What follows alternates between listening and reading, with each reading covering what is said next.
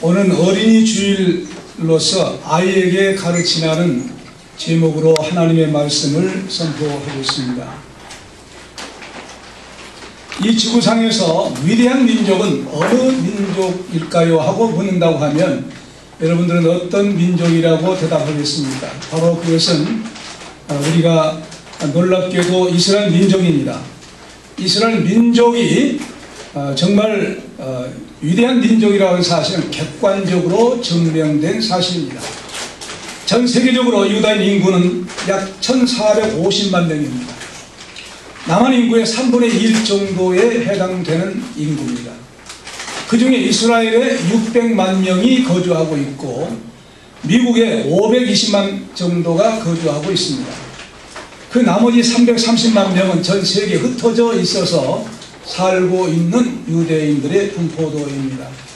그리고 유대 민족의 나라인 이스라엘 영토는 남한의 강원도와 경기도를 합친 것 크기보다 좀 작다고 합니다. 작은 나라입니다. 그래도 불구하고 2001년에는 1967년 6월 6일 전쟁이 있었죠. 승리했습니다. 아랍이 2억과 싸워서 승리했습니다.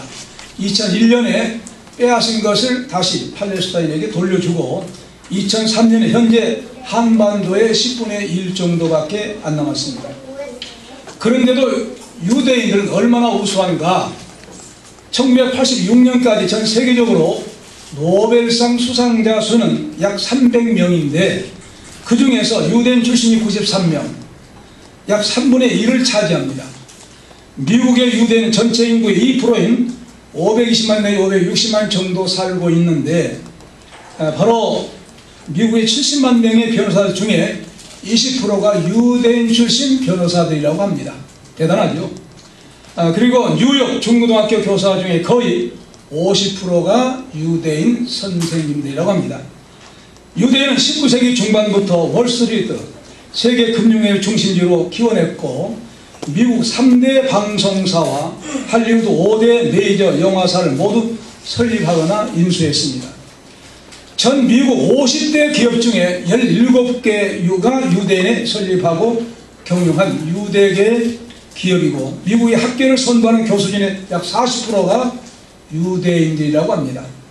뉴욕에 사는 유대인 160만 명 중 70%가 대졸자이며 39%가 석사 또는 박사입니다. 법적, 의학, 교육, 문학에 일일이 열거하기 어려운 그런 정도로 유대인들 미국 사회 각 분야를 주류로 지도급으로 살고 있고 지도하고 있다고 하는 사실입니다. 미국이 이스라엘 나라를 수도를 예루살렘으로 담대하게 선포한 이유도 바로 미국에 거주하고 있는 유대인들의 막강한 주류에 속한 사람들 때문에 그렇게 된 것으로 볼 수 있습니다. 1999년 12월에 미국의 시사주간지 타임은 20세기에 온 인류에 가장 큰 영향을 끼친 사람들을 뽑았습니다. 그 중에서 4사람을 선택했는데 과학의 아인슈타인, 사상의 마르크스, 물론 공산주의죠. 심리학의 프로이드, 진화론의 찰스 다윈입니다. 이 중에 3사람, 찰스 다윈이 영국 사람 이외의 3사람이 다 유대인들이라는 사실입니다. 그리고 1999년 12월 31일자 커버에 아인슈타인을 20세기의 인류에 가장 많은 영향력을 끼친 위대한 인물로 이제 실었습니다. 그렇다면 여기 다음 2가지 질문을 던질 수 있습니다. 첫째, 과연 그들의 우수성은 선천적으로 머리가 좋게 태어난 것일까? 선천적으로 머리가 좋게 태어나서 그렇게 훌륭한 사람들, 지도급의 인사들이 나올 수가 있었을까? 아니면 후천적인 교육에 의해서 그렇게 사람들이 대단한 인물들이 나올 수 있었을까? 바로 그 연구 결과는 하나같이 유대인들은 천재로 태어난 것이 아니라고 합니다. 교육에 있어서 우수한 민족이 된다는 것은 교육에 의해서 그렇게 되었다는 거예요. 특히 스탠포드 대학의 젠센 교수는 유대인의 영아들을 조사해 본 결과 영아들, 동양의 영아들보다 미숙하다는 연구 결과를 발표했어요. 둘째, 그렇다면 그들의 교육 내용과 방법은 다른 민족의 그것들과 어떻게 다른가? 이 명제를 풀기 위해서 무엇을 연구해야 하는가? 만약 유대인 교육의 비밀을 알기 위해서 표면적으로 보이는 어떤 그런 교육열과 세상 학문의 우수성만 연구한다고 하면 그것은 제대로 알 수가 없다고 하는 사실입니다. 역사적으로 우수한 인물들을 배출할 수 있는 것은 정신적인 토양이라는 거예요. 신앙적인 토양이라는 거예요. 그래서 표면적으로 보이는 유대인의 그 교육열, 세상 학문의 우수성의 원천, 눈에 보이지 아니한 것은 어디에 있었을까? 유대주의에 있다고 하는 것이죠. 유대주의는 무엇이냐?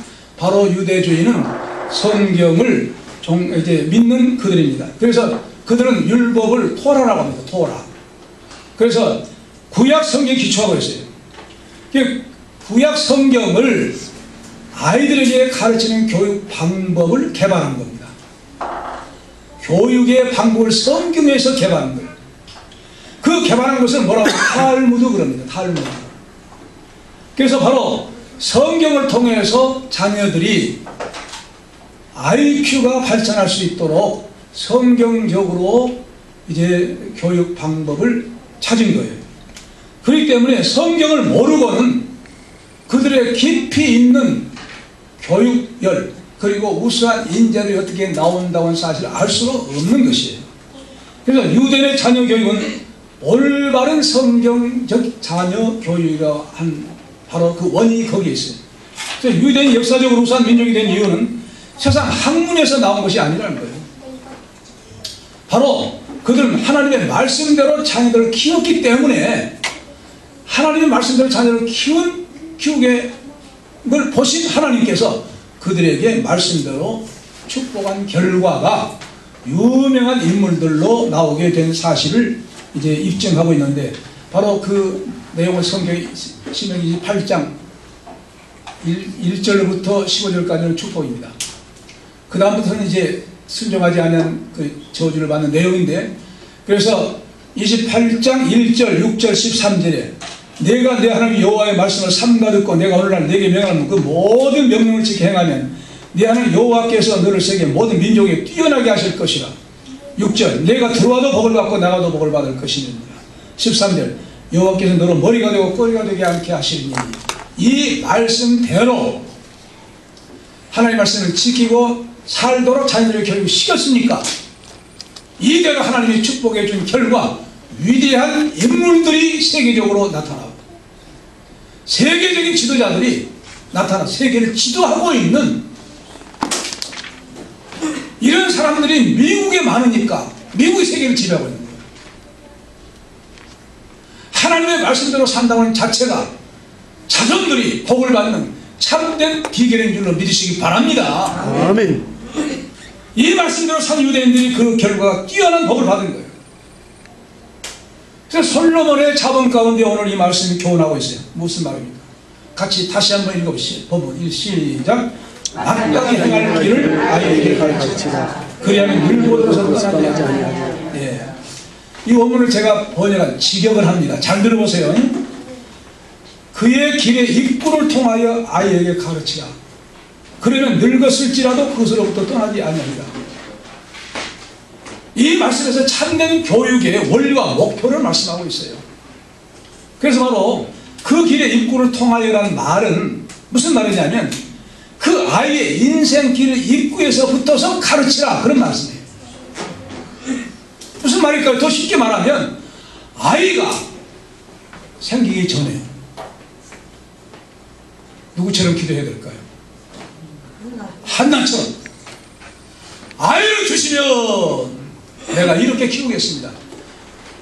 태전 아이에 대한 꿈을 가지고 그리고 그 다음에 모든 사람들 그 다 알죠. 아이를 임신한 다음에 태중교육, 태아교육을 하지 않습니까?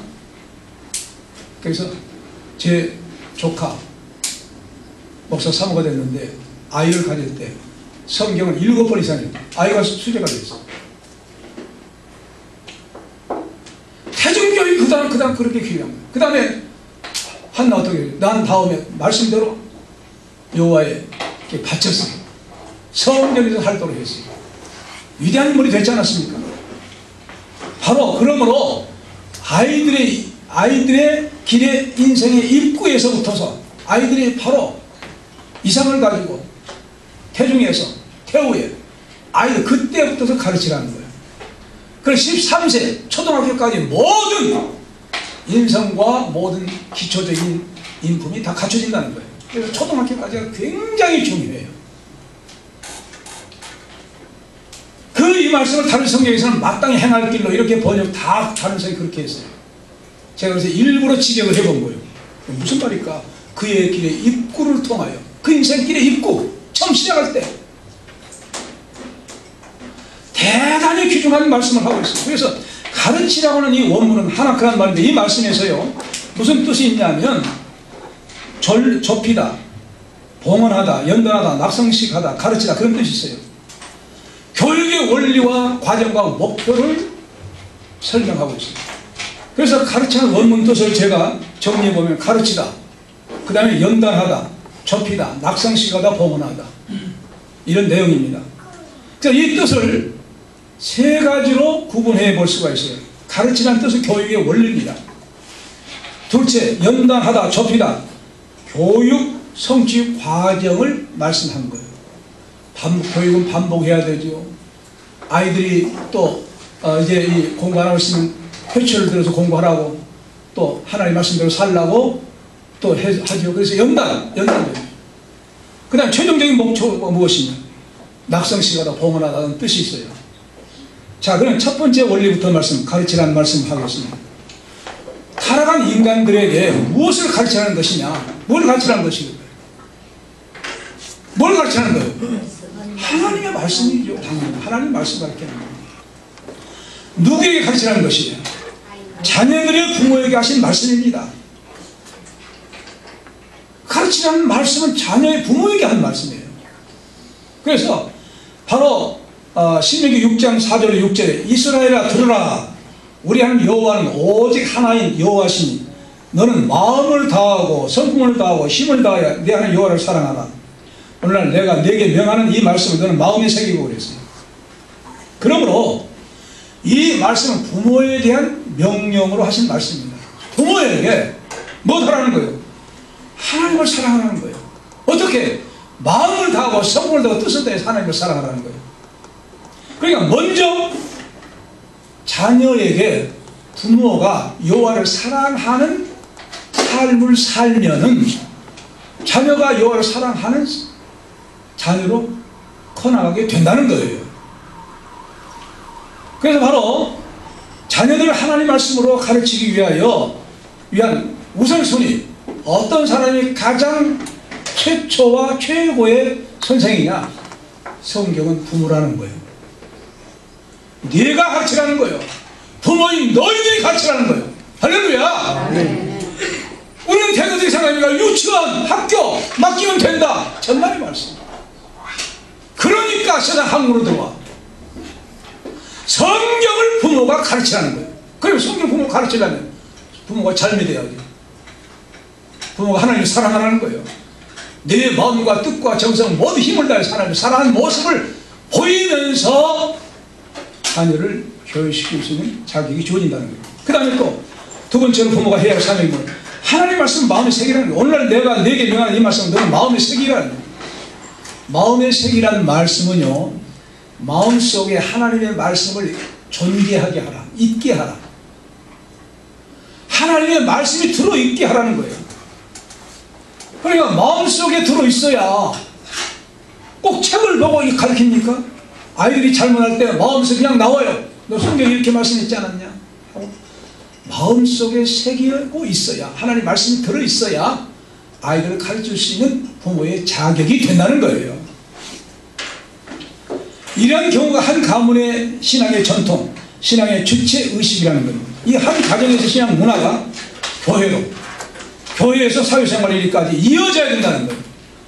이스라엘 백성들은 그 교육을 하고 있어요. 그래서 이런 신앙생활이 이제 자손 대대로 전수되는 것이 바로 성경적인 자녀 교육입니다. 특별히 눕기서예요.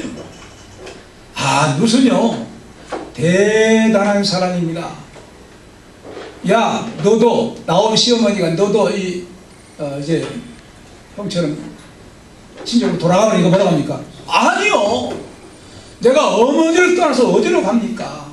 어머니가 가시는 곳에 나도 가고, 어머니가 유숙하는 곳에 나도 유숙하고 어머니 백성이 나의 백성이고 어머니 하나님이 나의 하나님입니다. 죽음 위에는 어머니를 떠날 수가 없습니다. 할렐루야. 이것이 바로 신앙의 전수입니다.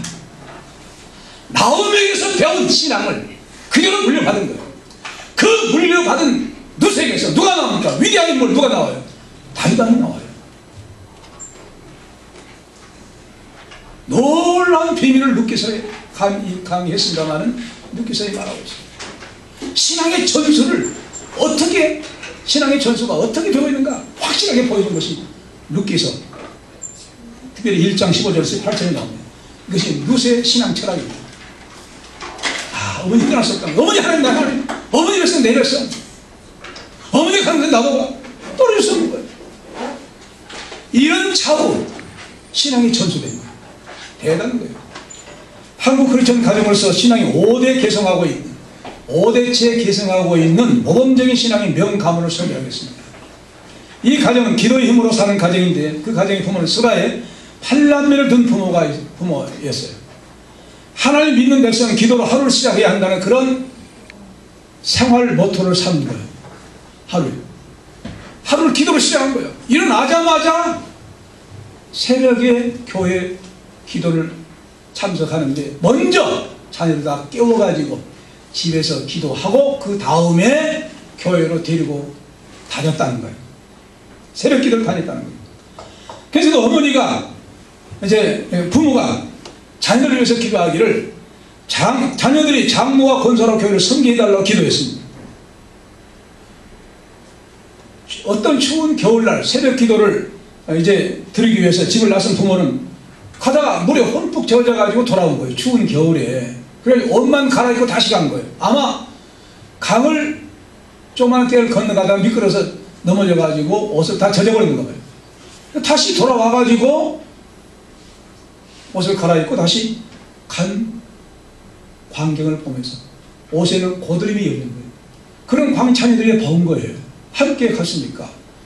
그런 것을 보고 자란 그들이 신앙적으로 확실하게, 아하, 신앙생활은 이렇게 새벽 기도 빠지지 않고 기도를 시작하는 것이 신앙생활이구나 각인되는 거예요. 자녀들 마음속에 각인되는 거예요. 그래서 그 기도가 이루어져 가지고 부모의 기도 제목대로 다 이루어져서 장모 권사들 다 된 거예요. 특히 이 중 한 명은 법무부 장관이 된 후 국정원장이 되었고, 한 명은 제14대 15대 국회의원이 됐습니다. 또 한 명은 순천 매산 미션스쿨 교장이 되었고, 또 2명은 탄탄한 기업의 회장이 되었습니다. 이 가족 이야기는 전 법무부 장관 국정원장이던 김승규 장로와 14대 15대 국회의원을 지내고 국가 조찬기도의 부회장을 역임한 김영규 장로의 가족 얘기입니다. 이 팔남이는 가족이 가장 소중한 것은 부모로부터 물려받은 신앙의 대물림이었다는 거예요. 자녀들에게 이런 꿈을 심어줬다는 거예요. 항상 큰 비전을 갖고 겸손한 마음으로 봉사하는 신앙인이 되라. 남에게 유익을 주고 선을 베푸는 꿀벌 같은 인간이 되고 교회와 사회에 덕을 끼친 사람이 되거라 하고 교훈했다는 거예요. 그 교훈은 지금도 잊지 않고 이제 신문에 국민일보에 납니다. 매년 정월 설날에 돌아오면 온 가족이 자손들이 모여가지고 예배드립니다. 한 곳에서. 그러면서 이 간증이 나온 거예요. 그래서 이 신앙가족을 5대가 계속하고 있다는 게 뭘 말해줍니까? 5대째 계속하고 있는 그 신앙에 바로 부모로부터 전수되었다는 거예요. 아버지 어머니를 믿고 장가 끝난 것이 아니라 계속 손자들까지 5대까지 계속했다는 거예요. 전수하고 있는 거예요. 신앙은 전수되어야지 이것이 명가문이 될 줄로 믿습니다. 신앙이 전수되지 않으면 신앙이 명가문이 될 수가 없어요. 이들은 신앙이 명가문이 된 거예요. 그래서 아침에 일어나서 가정 예배를 간단히 보고 새벽 기도를 갔다는 거예요. 대단한 거예요. 그 다음에 그 생활이 일상화된 거예요. 그래서 바로 이런 가정에서 훌륭한 나라의 지도급의 인사들이 나오지 않았습니까? 이렇게 놀랍게 하나님의 축복을 받는 신앙의 명감을 이룰 수 있는 성도들 되시기 바랍니다. 여러분들 후대 몇 대에 갔더니 이렇게 위대한 인물들이 나왔다고 간증할 수 있는, 여러분도 이와 같이 명가문으로서 간증할 수 있는 한국 역사에 기록되는 위대한 인물들이 나오기를 주의 이름으로 축복합니다. 그 다음에 가르치는 자녀 교육의 목표입니다.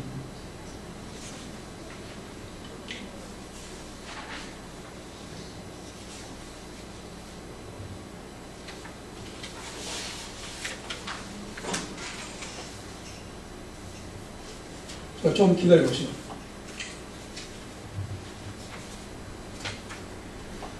가르치는 이 원문은요, 낙성시가다 봉헌하다는 뜻에서 뭘 말하냐면 최종적인 목표를 말하고 있어요. 그래서 이 가르치는 하나크라는 이 원문이요, 성경에 5번 나와요. 5번 나오는데 2번은 새 집을 지었을 때 낙성시가다 할 때 나오고, 그 다음에 솔로몬 왕이 직접 성전 짓고 낙성식을 합니다. 봉헌하여. 그때 2번 나옵니다. 그리고 오늘 본문에 같은 말이 가르치다라는 말로 나와요. 바로 여기에서 교육 목표는 무엇이냐 하면 성전을 짓고 낙성식하고 봉헌한 것처럼 목표가 그것이라는 거예요. 가르치는 목표가. 자, 그러면 하나님의 성전 왕국은 무엇을 의미하겠습니까? 예수님께서 예루살렘에 성전에서 장사하는 것을 보시고 상을 갈아 엎어버렸어요. 그것도 일리는 있어요. 왜냐하면 멀리서 온 사람들이 재물은 바쳐야 되겠는데 그 재물을 가까운 데 사가 성전에 가지고 온 사람들을 사서 바친 거예요. 근데 그게 그러다 보니까 성전 마당이 장사꾼 시장이 되어버린 거예요. 아니죠. 그래서 장사 돈 받고 온 상을 엎어버린 거예요. 하는 만민의 기도는 이제 하나님 아버지의 이 집을 어떻게 장사꾼에 이제 이렇게 할 수가 있느냐 하면서 이제 엎어버린가. 이런 것을 유대인들이 보고 바리새인들이 보고 당신이 보았는데 그렇다고 하면 표적을 보여달라고 하니까 뭐라고 했냐면 예수께서 가라사대 이 성전을 헐라. 내가 사흘 동안 일으키라고 그랬어요. 성전을 헐라고 한 거예요. 사흘 동안 일으키겠다. 그러니까 주님이 이제 그렇게 이제 말씀하니까 이 사람들이 반항하는 거예요. 아니 46년 동안에 지은 성전을 3일 만에 헐고 짓겠다? 무슨 말이냐고 또 되질문한 거예요. 예수님께서 그러나 예수는 성전된 자기 육체를 가리킨 말씀이다. 죽은 자 가운데 살아나시는 제자들이 이 말씀을 기억하고 성경과 곧 예수의 말씀하신 걸 믿었다라고 했어요. 그러니까 성전의 제도, 제사, 제도와 성전 모든 내용은 누구를 말하는 것이냐? 예수 그리스도를 의미한 것이기 때문에 예수의 십자가에 죽으시면서 요한복음 19장 3절에 다 이뤘다고 그랬어요. 뭘 이뤘냐? 율법의 요구를 다 이루신 거예요. 죄인들을 위해서 대신 속죄의 역사를 이루신 거예요. 그래서 다 이뤘다. 그러므로 성전 제사 제도는 예수님 오신 십자가에 죽으시고 부활하기까지 필요한 것이고 이제 그 역사가 일어난 다음에 필요가 없는 거예요. 그래서 주 70년에 성전이 파괴되고 맙니다. 그런 사실을 사도 바울은 또 뭐라고 합니까? 이제 고린도 교회에 말합니다. 너희들이 하나님이 거하시는 성전인 줄 알지 못하느냐? 또 하나님이 성령이 거하시는 하나님의 전의를 알지 못하느냐? 그렇게 말씀했어요. 그렇다고 하면 솔로몬 성전은 예수님 자신 성전을 의미한 것이고 예수님 자신 성전은 곧 우리 성도들이 하나님을 모시고 살고 있다고 하면 하나님을 모신 성전이 된 줄로 믿으시기 바랍니다. 이런 사실을 말씀하기 위해서 가르치는 말씀이 봉헌하다. 그리고 이제 바로 낙성시가 그런 뜻이 있는 거예요. 그렇다고 하면 성령의 전이라고 하면 어떤 의미가 있을까요? 우리가 성령의 전이라고 하면 예수님을 모시고 있는 성령의 전이라고 하면 당연히 예수님을 모시고 산다고 하면 예수님의 우리가 아담의 타락으로 잃어버린 하나님의 형상을 회복하는 데 의미가 있어요. 그러니까 우리의 신앙의 목표가 무엇이냐? 하나님의 형상 회복. 예수님을 닮아가는 이 삶이 회복될 때 우리 몸 성전은 하나님 앞에 바치게 되는 낙성식이 된 것이고 봉헌 예물이 된 줄로 믿습니다. 그런 사실을 위해서 그 말씀 속에 있어요. 이런 원문의 내용을 알지 못하면 이런 말씀이 이런 뜻이 나오겠습니까? 나올 수가 없죠. 그래서 넘어서 9장 28절에 그 아들의 형상을 본받기 위해서 하나님 백성들이 정하셨다고 했어요. 그래서 또한 빌립보 2장 5절에 너는 이 마음을 보라 곧 예수 그리스도의 마음이니 하고 계속해서 어떤 마음인가 구체적으로 빌립보서 2장 6절 11절에 있어요. 그는 근본 하나님의 번제신 하나님과 동등됨을 취할 것을 여기지 아니하시고 오히려 자기를 위해 종의 형체를 가진 사람들과 같이 되셨고 사람의 모양으로 나타나셨으니 자기를 낮추시고 죽기까지 복종하셨으니 곧 십자가에 죽으십니다. 이름으로 하나님이 그를 지극히 높여 모든 이름에 뛰어난 이름을 주사 하늘에 있는 자들과 땅에 있는 자들과 땅 아래에 있는 자들을 모든 무릎을 예수의 이름에 꿇게 하시고 모든 입으로 예수를 주라 시인하여 하나님 아버지께 영광을 돌리게 하셨느니라. 이 말씀을 또 요약하면 갈라디아서 2장 20절입니다. 이 예수님을 닮아가는 삶이 이 삶이라는 것인데 갈라디아 20절이 무슨 말입니까? 바로 내가 그리스도와 함께 십자가에 못 박혀 죽었나니 그런즉 이제 누가 산 것이 아니요 내가 산 것. 내 안에 누가 산 것이라. 그래서 사신 것이라. 이 삶을 우리에게 살게 하기 위해서 가르치는 말 속에 성전 낙성시가 더 봉헌하다 연달하다 그런 내용의 말씀으로 우리에게 주시고 있어요. 그러므로 예수 그리스도 형상을 닮아가는 삶이 될 때 바로 교육은 완성이 되는 거예요. 그래서 성품 변화에 가서 돈이란 분이 유대인이 가져야 할 성품의 요소들을 다음과 같이 12가지를 정리했습니다. 하나님의 성품화를 한다고 성품화 된다는 뭘 의미하냐? 예의 바름, 저처럼 정직한 삶, 세 번째로 완전, 진실, 다섯 번째 침착성 유지, 그 다음에 여섯 번째 깔끔한 언행, 일곱 번째 용기, 여덟 번째 친절, 아홉 번째 인내, 열 번째 수양, 11번째 겸손, 12번째 책임감. 물론 우리에게 성령의 열매 9가지 열매를 말씀하고 있습니다만 유대인들이 이렇게 이제 그 성품을 그렇게 연구한 거예요. 유대인의 모델로, 유대인을 모델로 현용수 인성교육 노하우 1회 저자 현용수 박사가 지켜본 유대인들에 관해서 인간관계 두드러진 관계에서 무엇이 그들에게 대단한 성품을 발견했냐면 참는 것이래요. 침착성과 인내였어요. 그들은 어려서부터서 감정 처리를 잘 하면서 자랐기 때문에 쉽게 화를 내지 않는다는 거예요. 참 대단한 사람들이죠. 유대인의 교사에 자질로서 우선적으로 어떤 기술이 있느냐를 것보다 어떤 성품을 가졌느냐를 더 중시한다는 거예요. 그러니까 사람 됨됨이 어떤 기술을 가지고 무엇을 잘하느냐가 아니고 어떤 인간이냐, 어떤 성품의 소유자냐, 어떤 인품을 갖고 있느냐, 어떤 성품의 인격의 소유자냐 하는 것을 더 따진다는 것이 유대인이라는 거예요. 바른 것이죠. 왜냐하면 학생은 교사로서의 부모 성품을 담기 때문에 부모가 그런 성품을 가져야 자녀가 그런 성품으로 자라게 된다는 거예요. 그래서 자녀들의 교사인 부모는 우선적으로 좋은 성품을 가져서 자녀들로부터 존경받는 부모가 되어야 한다는 것입니다. 그래야만 자녀들이 부모를 존경하면서 따르게 된다는 거예요. 할렐루야! 그런 부모, 나와 여러분과 여러분들의 자손들이 그런 부모와 자녀 되시길 바랍니다. 학생이 교사를 존중하지 않고는 배우고자 하는 마음이 문이 열릴 수가 없어요. 그래서 자녀 교육의 중요한 점은 어려서부터서 가르치려고 하면 부모에게 순종하는 모습을 그런 자녀로 가르쳐야 해요. 그러니까 그것도 부모를 보고 배우고 3대가 같이 성경을 읽어요. 그래서 할아버지가 고개를 숙이고 있으면 뒤에서 아버지가 고개를 숙이고 있고 손자가 또 고개를 숙이고 있고 똑같이 그런 사진이 나왔어요. 실질적으로 가정에서 성경을 읽고 연구하고 말하는 그 할아버지가 고개를 숙이고 성경이 있는데 그 다음에 아버지가 손자가 고개 숙인 것도 따라서는 거예요. 그렇게까지 하면서 할아버지, 할머니, 부모, 아빠, 엄마를 존중한 거예요. 그래 자연스럽게 자녀들에게 교육이 전수될 수밖에 없죠.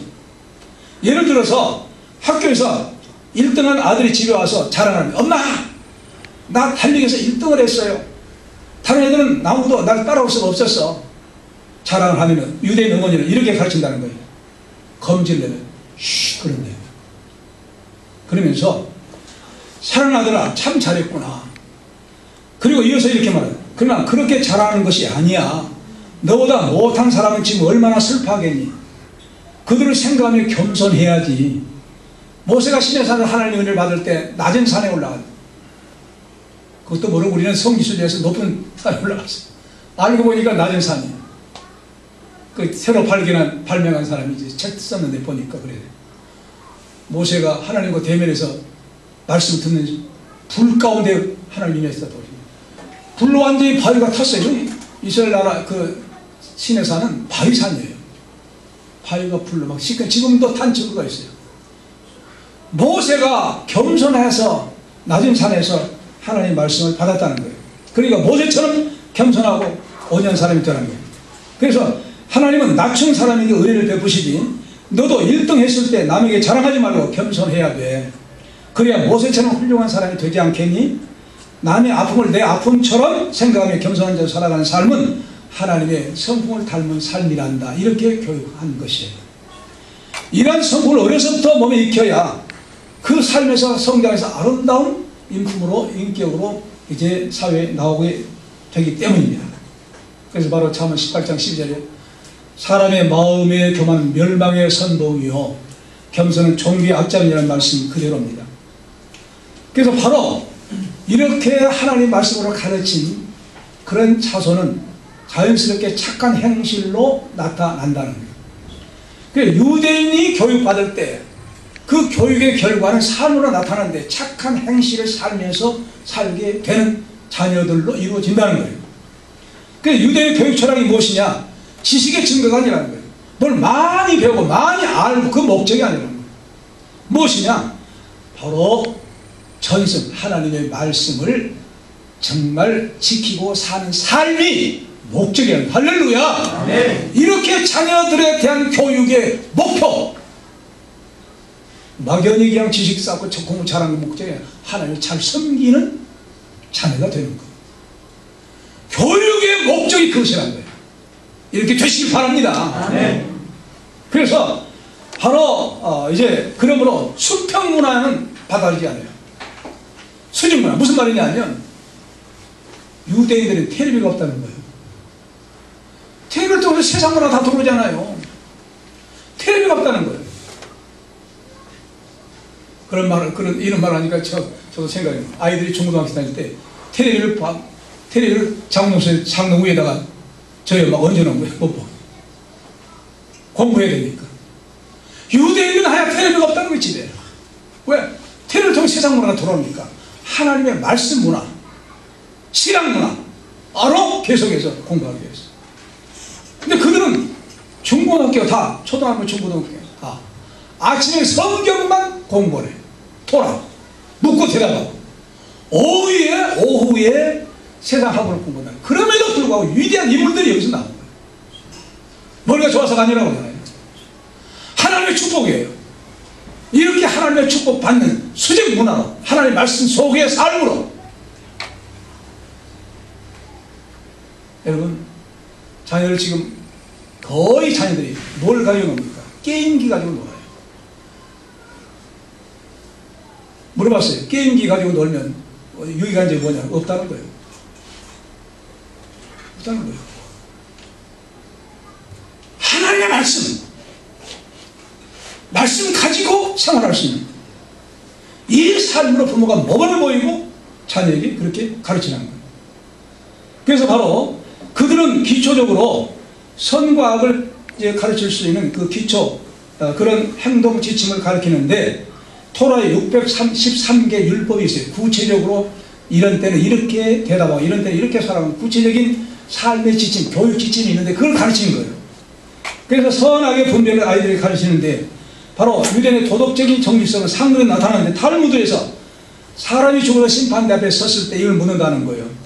너는 거래에 있어서 정직했느냐? 주고받고 팔고 사고 거래에 있어서 정직했느냐? 묻는다는 거예요. 탈무드의 규정에 의하면 상점 주인은 되를 일주일에 2번씩 닦아야 됩니다. 되. 추는 일주일에 1번, 저울은 4번 쓰고 난 후에 닦아야 된다는 거예요. 왜? 정확한 도량이 되기 위해서, 정확한 저울, 정확한 되가 되기 위해서. 닦으라는 거예요. 늘 이제 정비하라는 거예요. 상행위에서 다른 사람에게 장사를 속이지 않게 하기 위해서 그렇게 가르친 바로 토라 613개 율법성에 들어있는 거예요. 구체적으로. 이렇게 유대인들처럼 하나님의 말씀이 구체적으로 이루어가는 삶, 목표가 무엇이냐? 아이들이 가르친 목표가 무엇이냐?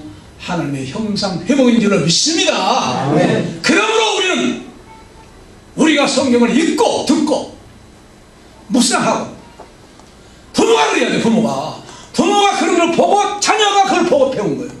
그리고 가르친 거예요. 그런 가르침 속에서 우리에게 결국 그런 가치가 오늘 이 말씀을 생각해보세요. 아이에게 가르치라. 그리하면 뭘 어쩐다는 언제? 늙어도 어쩐다는 떠나지 않는다. 그럼 늙어도 하나님의 말씀으로 가르치니까 하나님의 형상이 이루어진 가운데 우리의 늙음이 계속돼요. 그래서 하나님 부르시면 그대로 천국에 들어가게 되는데, 그러면 그렇게 된다고 하면 어떤 사람으로 들어가게 됐습니까? 하나님의 형상에 완성된 완숙화, 이제 성전 봉헌에 다 한 다음에 봉헌식한 것처럼 그렇게 함으로 하나님의 말씀이 내 안에서 이루어짐으로 내 몸 성전이 이루어진 것은 무엇이 이루어진 거예요? 예수 그리스도의 형상이 이루어진 것. 예수 그리스도의 형상이 이루어진 것 무엇이 이루어진 거예요? 잃어버린 아담의 하나님의 형상이 이루어진 것. 형상이 이루어지는 그 완숙함으로 하나님 부르실 때 이 계속해서 그 나라에 들어가서 영광을 받게 될 줄로 믿습니다. 아멘. 교육의 근본 목적은 하나님 형상 완성. 할렐루야. 믿으시기 바랍니다. 아멘. 기도하시고 은혜로우신